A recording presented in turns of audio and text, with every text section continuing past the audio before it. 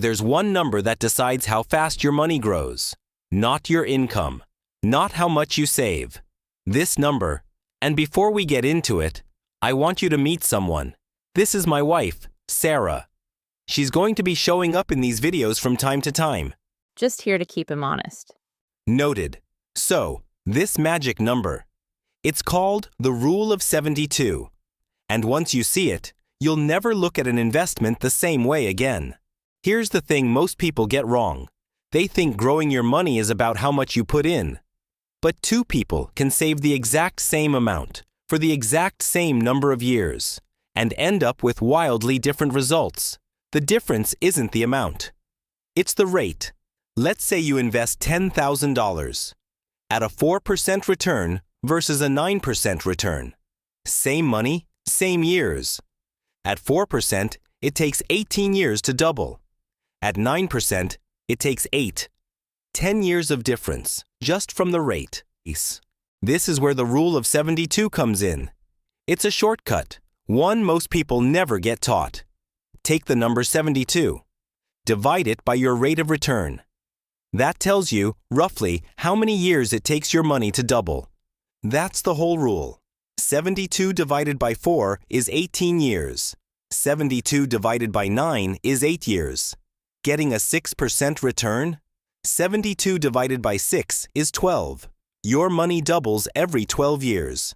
Stuck at 2%, like a lot of basic savings accounts?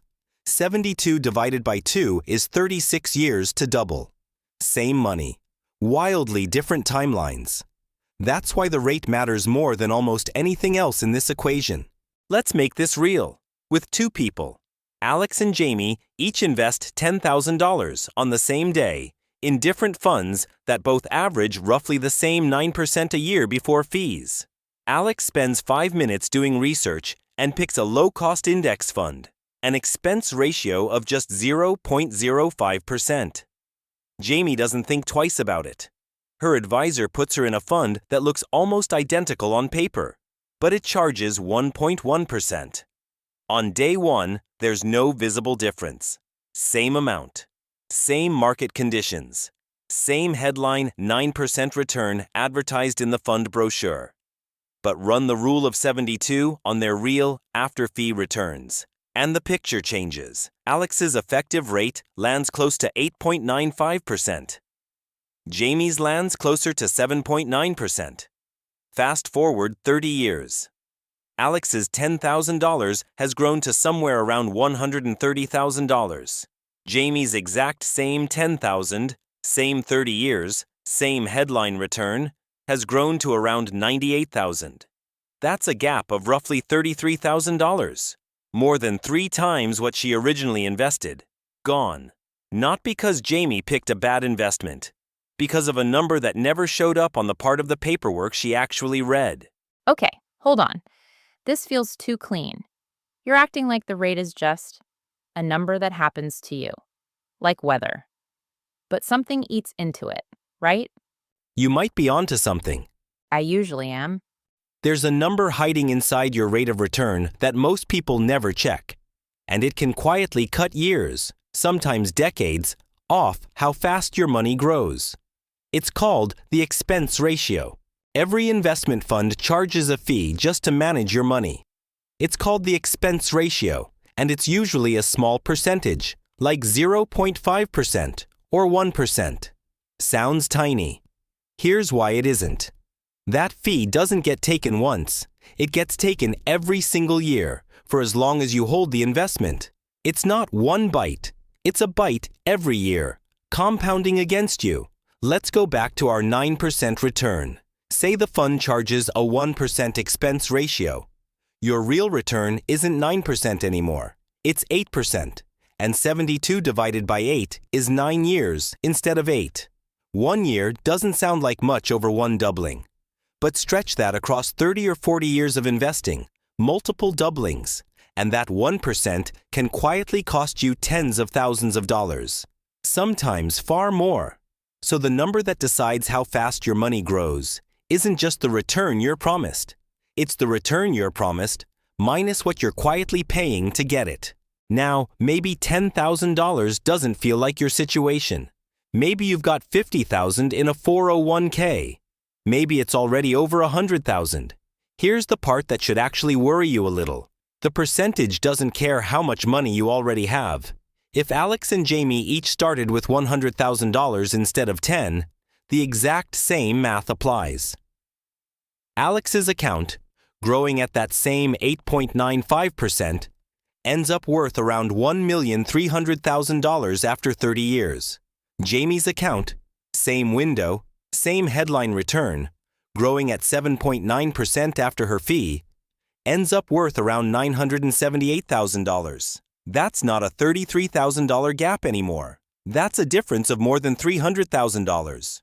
From the exact same 1% fee on the exact same math, just scaled up to a number a lot closer to what people actually have saved. And this isn't some rare edge case. A huge share of retirement accounts sit inside funds charging somewhere between 0.5% and 1.5%. That's a wide enough range to create exactly this kind of gap for millions of people who've never once looked up the number. The reason this fee survives for so long isn't because switching funds is complicated. It's because it feels irrelevant in the moment.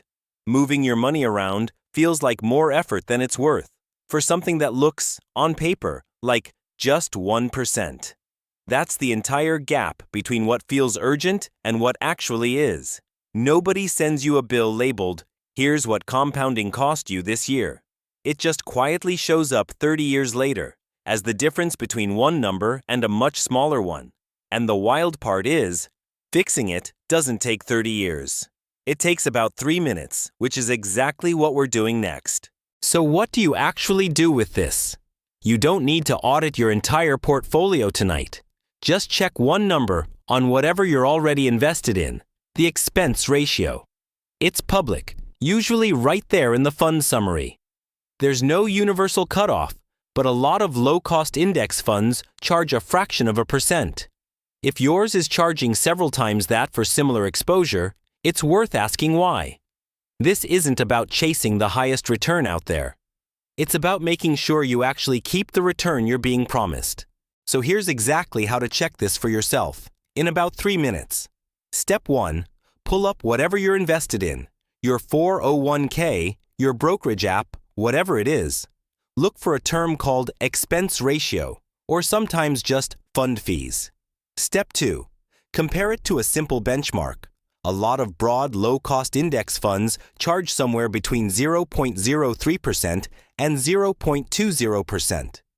If what you're looking at is several times higher than that for similar exposure, that's worth understanding why. Step 3. If you're not sure what you're paying, ask. A good advisor will tell you exactly what the fee is and what it's paying for. If you get a vague answer, that's information too. None of this means cheaper is always better, or that every higher fee is a rip-off. Some strategies genuinely cost more to run. But you should be choosing that trade-off on purpose, not finding out about it 30 years later. So, the number that decides how fast your money grows isn't just your rate of return. It's your rate of return, minus the quiet fee eating into it. Do that math once, and you'll never look at your statements the same way. And next video, we're doing the big one, the milestone you've all been asking about. You'll just have to wait and see which one.